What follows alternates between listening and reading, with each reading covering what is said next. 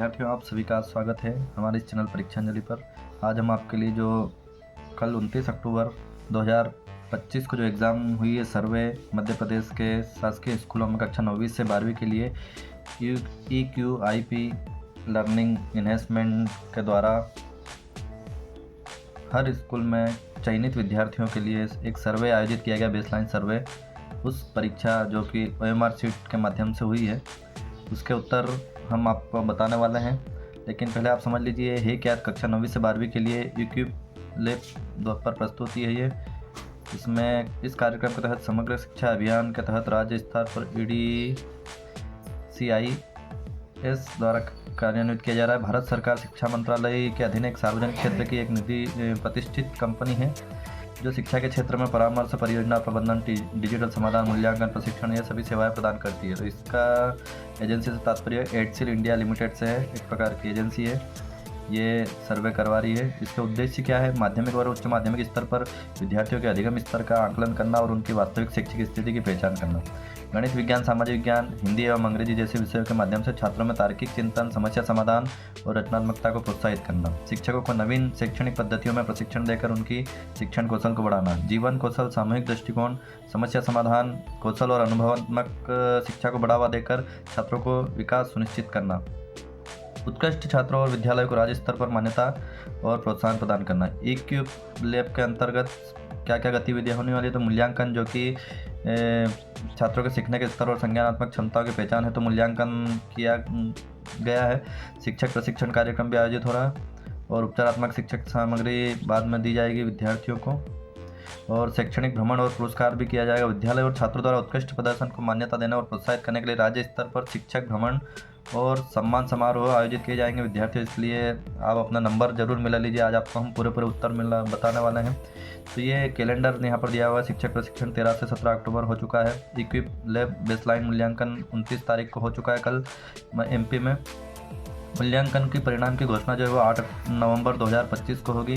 उसके बाद फिर सेकेंड बैच का प्रशिक्षण होगा 26 जिलों के लिए 10 से 14 नवंबर तक। फिर मूल्यांकन रिपोर्ट होगी, समीक्षा होगी, लास्ट में उपचारात्मक सामग्री, फिर एंडलाइन मूल्यांकन भी होगा दिसंबर 2025 के अंतिम सप्ताह में। और फिर आखिरी रिपोर्ट 10 से 15 जनवरी को 2026 को की जाएगी। और विद्यार्थियों के लिए फिर शैक्षिक भ्रमण किया जाएगा 10 से 15 जनवरी के बीच। कार्यप्रणाली देखें तो ये 9वीं से 12वीं के विद्यार्थियों के लिए इसका आयोजन जो है मध्य प्रदेश के 52 जिलों के 4528 सरकारी स्कूलों में कक्षा 9वीं से 12वीं तक के लिए किया जा रहा है। कक्षा 9वीं से 12वीं, 9वीं, 10वीं, 11वीं, 12वीं कुल चयनित स्कूल जो है वो 4528 है, जिसमें 52 जिलों को शामिल किया गया है। कुल विद्यार्थी लगभग 6,01,820 विद्यार्थी इस परीक्षा में शामिल हुए हैं और सभी चयनित विद्यार्थियों में एक नोडल अधिकारी भी नियुक्त किया गया है। 9वीं 10वीं के लिए बहुविकल्पीय प्रश्न दिए गए। सभी को अवधि 120 मिनट की प्रश्न की संख्या 75 थे और कुल अंक 75। इसमें विषय जो शामिल थे वो गणित, सामाजिक विज्ञान, हिंदी एवं अंग्रेजी। हिंदी भाषा और अंग्रेजी 2 प्रकार से भाषा थी उसके अंदर। तो कुल 75 अंक थे। 29 अक्टूबर को आयोजित किया गया मूल्यांकन। आप सभी अपना नंबर मिला लेंगे।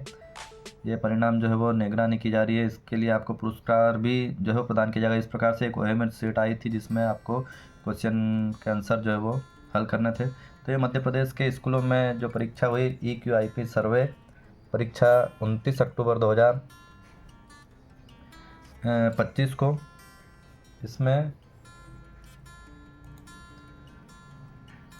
देखें तो ये सरकारी स्कूलों में 6 लाख विद्यार्थियों को 29 अक्टूबर को जो हुआ इसका परीक्षण होगा शिक्षा की गुणवत्ता में सुधार के लिए।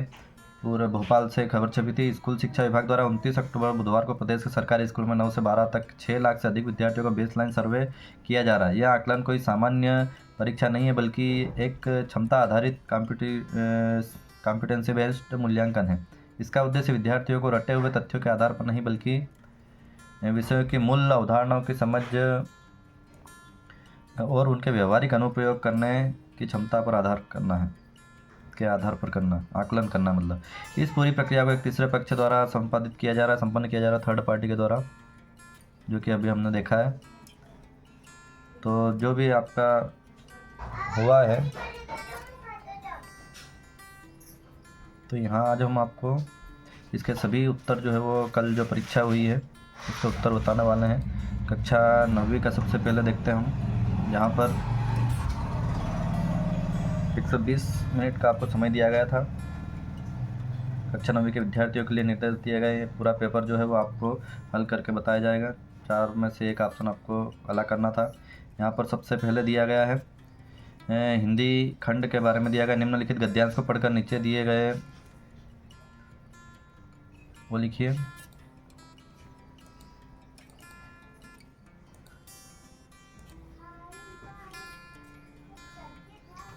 नीचे दिए गए प्रश्न के उत्तर लिखना है। पहला यहाँ पर एक दिया हुआ है पैराग्राफ, जिसमें लिखा है कि एक बूढ़ा किसान हरिपाल अपने खेत की मेड़ पर बैठा था। उसकी आंखों के सामने उसका पूरा जीवन चलचित्र की भांति घूम गया। वर्षों की कठोर मेहनत, मिट्टी की सदी महक, वर्षा की बूंदे का स्पर्श, इस प्रकार से एक अपठित गद्यांश दिया गया। इसमें प्रश्न पूछा गया, हरिपाल के मन में द्वंद्व का क्या कारण था? तो उसके द्वंद्व का कारण था भूमि और भविष्य के बीच असमंजस था उसके अंदर। ए वाला ऑप्शन सही हो जाएगा। उसके बाद विरासत शब्द का पर्यायवाची क्या है? तो विरासत शब्द का पर्यायवाची विद्यार्थियों बी वाला ऑप्शन हो जाएगा। यहाँ पर धरोहर, जमीन भी एक तरीके से धरोहर, विरासत पिता की संपत्ति, जमीन, खेत वगैरह, मकान अगर मिलता है तो उसको धरोहर कहा जाता है। विरासत का पर्यायवाची शब्द यहाँ पर सटीक धरोहर है। हरिपाल के बेटे के शहर जाने का क्या कारण था? तो वो नौकरी के लिए शहर गया। सी वाला ऑप्शन सही हो जाएगा यहाँ पर। आगे देखते हैं, क्या अगली पीढ़ी के लिए भी यह मूल्यवान होगी? इस प्रश्न में यह शब्द किसका प्रतीक है? तो यह शब्द जो है वो किसानी की विरासत, जीवन मूल्य और प्रकृति से जुड़ाव, इससे संबंधित है। और देखते हैं आगे, तो अगला दे रखा है काव्यांश, इसको पढ़कर नीचे उत्तर देना। चांदनी की चादर ओढ़े, तो इसका प्रश्न यहाँ पर पूछा गया था। कोई सिसकी स्याही पंक्ति का क्या आशय है? तो इसका आशय जो है वो किसी के रोने की मध्यम ध्वनि। चांदनी की चादर ओढ़े पंक्ति में चादर शब्द का प्रयोग किस संदर्भ में हुआ? तो इसका एक आवरण के रूप में इसका प्रयोग हुआ है। निम्नलिखित में से वसुधा शब्द का पर्यायवाची शब्द है? तो वसुधा का पर्यायवाची जो शब्द है वो विद्यार्थियों, वसुधा का पर्यायवाची शब्द धरती है। उपयुक्त कविता का केंद्रीय भाव सर्वोत्तम रूप से में से किस विकल्प में व्यक्त हुआ है? तो ये जो है वो प्रकृति के सौंदर्य का वर्णन किया गया है। इसमें द वाला ऑप्शन से हो जाएगा। सभी अपना उत्तर मिला लीजिए, अपने साथी दोस्तों को जरूर से जरूर शेयर करें, ताकि सभी जो है वो देख सके कितना उन्होंने सही किया है। साख्य एवं शब्द में प्रयुक्त साधु शब्द से कबीर का क्या आशय है? तो ये सद्गुणों और आचरण में श्रेष्ठ व्यक्ति से। साधु मतलब जो जिसके पास अच्छे गुण हो और उसका आचरण अच्छा हो, वो साधु है कबीर के अनुसार। छायावाद को किन कवियों की कविता ने स्वरूप दिया? तो इसमें प्रसाद पंत, सुमित्रानंद पंत, सूर्यकांत त्रिपाठी निराला और महादेवी वर्मा छायावादी कवि। लासा की और पाठ किस विधा का एक उत्कृष्ट उदाहरण है? तो ये यात्रा वृतांत का उदाहरण है। इस पाठ में यात्रा की गई है लासा, नेपाल के पास तिब्बत क्षेत्र में। दो बैलों की कथा के माध्यम से लेखक क्या संदेश देना चाहता है? तो ये स्वार्थी और कृतज्ञ लोगों से सावधान रहना चाहिए, ऐसा उस कहानी के माध्यम से बताया गया है। मोर के पंख जैसे बाल, उपयुक्त वाक्य में कौन सा अलंकार है? तो इसमें विद्यार्थी उपमा दी गई है। मोर के पंख जैसे बालों को मोर के पंख जैसी उपमा है, इसलिए उपमा अलंकार है। रामायण में कौन सी संधि है? तो ये दीर्घ संधि हो जाएगी। रामायण में दीर्घ संधि हो जाएगी यहाँ पर, तो ए वाला ऑप्शन सही हो जाएगा, दीर्घ संधि। आगे देखते हैं प्रश्न क्रमांक 15, निम्नलिखित में से कौन सा शब्द तद्भव शब्द है? तो इसमें तद्भव शब्द जो है वो आग है, जो कि अग्नि तत्सम शब्द से बना है। आग तद्भव, अग्नि से आग का शब्द का उद्भव हुआ। गणित में देखें तो यहाँ पर एक परिमेय संख्या को p/q के रूप में लिखा जा सकता है, जहाँ q बराबर नहीं है ओके और p और q है, तो ये p और q यहाँ पर पूर्णांक संख्याएं हैं। सी वाला ऑप्शन यहाँ पर सही हो जाएगा। अगला 256 की घात 0.36 भागित 256 की घात 0.11 का मान है, तो इसका उत्तर जो है वो ए वाला ऑप्शन सही हो जाएगा विद्यार्थियों, 4। आगे देखते हैं, यदि करनी 2 बराबर 1.414 है, तो यहाँ पर करनी 2 - 1 बटा करनी 2 - 2 + 1 का मान बराबर है, ये बराबर सी वाला ऑप्शन के बराबर हो जाएगा 0.4147। आगे देखें 19 वाले प्रश्न का, तो इसका उत्तर बी वाला ऑप्शन सही हो जाएगा, 1 आएगा इसका उत्तर। 20 वाले प्रश्न का देखें तो इसका उत्तर जो है वो इसका उत्तर ए वाला ऑप्शन हो जाएगा।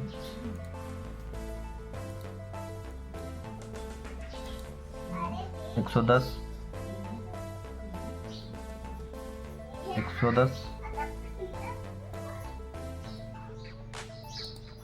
ए वाला ऑप्शन सही हो जाएगा इसमें।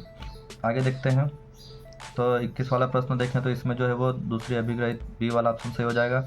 यूक्लिड के कथन सभी समकोण पर एक दूसरे के बराबर निम्नलिखित के रूप में दिया गया था, एक अभिधारणा के रूप में दिया गया है।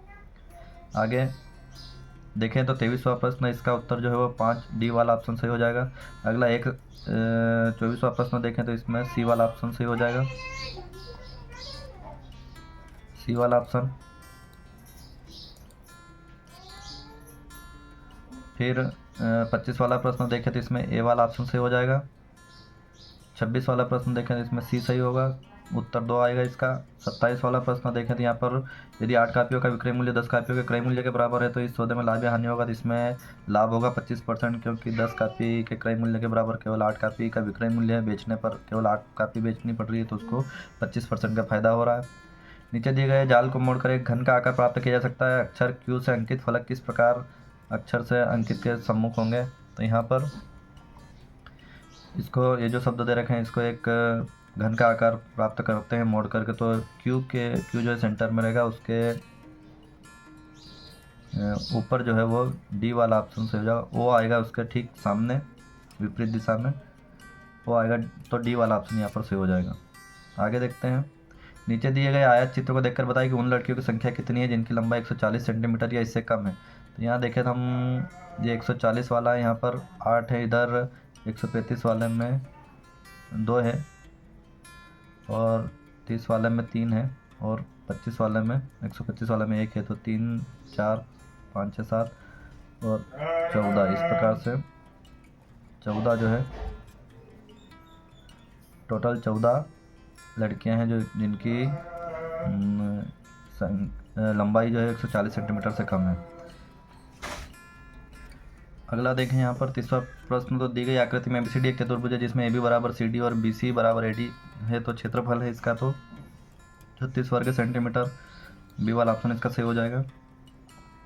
आगे देखें, एक गुब्बारे में हवा भरकर कसकर बांध दिया जाता है, विज्ञान वाला पोर्शन आ गया है, उसे धूप में रखा गया, कुछ समय बाद वह फट गया, निम्नलिखित में से इस अवलोकन की सबसे सही वैज्ञानिक व्याख्या क्या है, तो ये अ वाला ऑप्शन सही हो जाएगा। उष्मा से वायु अणुओं की गतिज ऊर्जा बढ़ती है, दबाव बढ़ता है और गुब्बारा जो है वो फट जाता है, ये वाला ऑप्शन सही हो जाएगा। अगला, रेखा ने नमक की कुछ मात्रा में पानी में घोला और छानने पर कोई अवशेष नहीं मिला, फिर उसने क्षनित विलयन को चीनी मिट्टी की डिश में गर्म किया जब तक कि वह सूख न गया, निम्नलिखित में से सही निष्कर्ष क्या होगा, तो इसमें सी वाला निष्कर्ष होगा कि नमक का विलयन जो है वो सजातीय मिश्रण था और वाष्पीकरण के बाद नमक फिर से प्राप्त हुआ। अगला, यदि किसी पौधे के तने से फ्लोएम को वलयाकार रूप में से हटा दिया जाता है तो पौधा अंततः मर जाता है, इसका सबसे उचित कारण क्या है, तो इसका उचित कारण जो है वो पत्तियों द्वारा निर्मित भोजन जो है वो जड़ों तक नहीं पहुंच पाता है, इसलिए इस पौधा जो है वो अंततः मर जाता है। आगे देखते हैं, प्रश्न क्रमांक 34 दे रखा है, एक कोशिका को सांद्र नमक विलयन में रखा गया, कुछ समय बाद कोशिका सिकुड़ गई और उसका कोशिका द्रव्य कोशिका भित्ति से अलग हो गया, वैज्ञानिक रूप में यह प्रक्रिया है, ये जो है वो बाह्य परासरण जिसमें जल कोशिका से बाहर निकलता है। फिर अगला देखें, प्रश्न 35, तो इत्र की बंद बोतल खोलने पर गंध पूरे कमरे में फैल जाती है, पदार्थ का कौन सा गुण इस कथन को स्पष्ट करता है, तो पदार्थ के कण निरंतर गति करते हैं, ये स्पष्ट कर रहा है।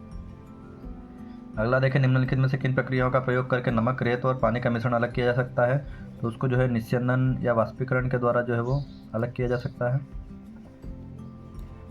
ये वाला ऑप्शन सही हो जाएगा। यदि किसी कोशिका की प्लाज्मा झिल्ली टूट जाए तो निम्नलिखित में से क्या प्रभाव होगा, तो उसका कोशिका की सामग्री जो है बाहर निकल जाएगी और कोशिका जो है वो मर जाएगी। आगे देखें, किसी तत्व के समस्थानिकों के रासायनिक गुण समान होते हैं क्योंकि सी वाला ऑप्शन हो जाएगा, सभी समस्थानिकों में समान इलेक्ट्रॉन संख्या होने से। अगला, शर्करा के अल्कोहल में परिवर्तन की प्रक्रिया को क्या कहते हैं, तो इसको जो है वो किण्वन कहते हैं, बी वाला ऑप्शन सही हो जाएगा। अगला, प्रकाश संश्लेषण के दौरान कौन सी गैस निर्मित होती है, तो ये जो है ऑक्सीजन, ए वाला ऑप्शन हो जाएगा। यदि दो वस्तुएं एक दूसरे को प्रतिकर्षित करती है तो एक प्रतिकर्षण किसके कारण हो सकता है, तो या तो चुंबकीय बल या फिर स्थिर विद्युत बल, डी वाला ऑप्शन सही हो जाएगा। इसका देखते हैं, तो निम्नलिखित में से कौन सा आरेख मेज पर रखी पुस्तक पर कार्यरत बल को सही ढंग से दर्शाता है, तो सी वाला ऑप्शन हो जाएगा यहाँ पर, W बराबर N। अगला देखें, तो एक ईंट को मेज पर 3 अलग अलग तरीकों से रखा गया जैसा कि चित्र में दिखाया गया है, तो मेज पर ईंट द्वारा डाला गया दाब होगा ए की स्थिति में, ए वाली स्थिति में अधिकतम होगा ज़्यादा। अगला, एक कार बिंदु ए से बिंदु बी तक 60 किलोमीटर प्रति घंटे की चाल से जाती है और बिंदु ए पर 40 किलोमीटर प्रति घंटे की चाल से जो है वापस आती है, तो पूरी यात्रा के लिए औसत चाल क्या है, तो ये 48 किलोमीटर प्रति घंटे की चाल जो है वो हो जाएगी।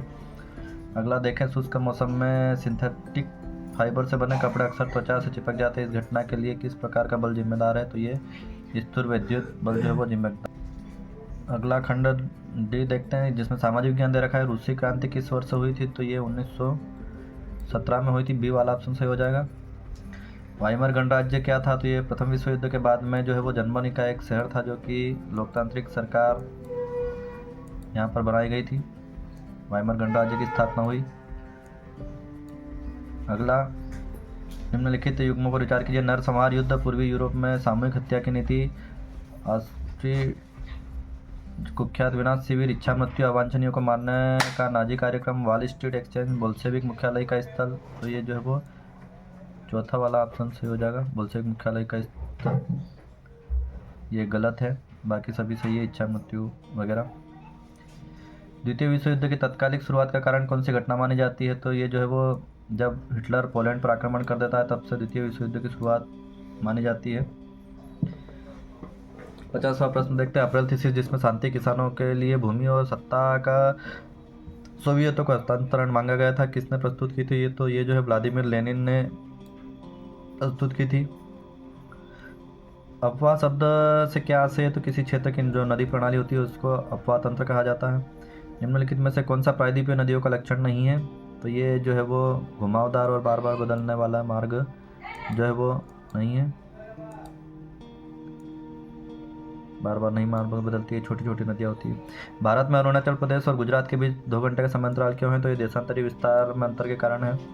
हिमालय के संबंध में निम्नलिखित कथनों का विश्लेषण कीजिए। यह अस्थिर युवा स्थलीय का निर्माण करता है, ये भारत की ठंडी हवाओं को बचाने वाला जलवायु अवरोध है, यह अनेक सदाबहार नदियों का स्रोत है, तो बिल्कुल सभी ऑप्शन सही है, पहला, दूसरा और तीसरा, तो ये डी वाला ऑप्शन जो है इसका सही हो जाएगा। अगला देखते हैं।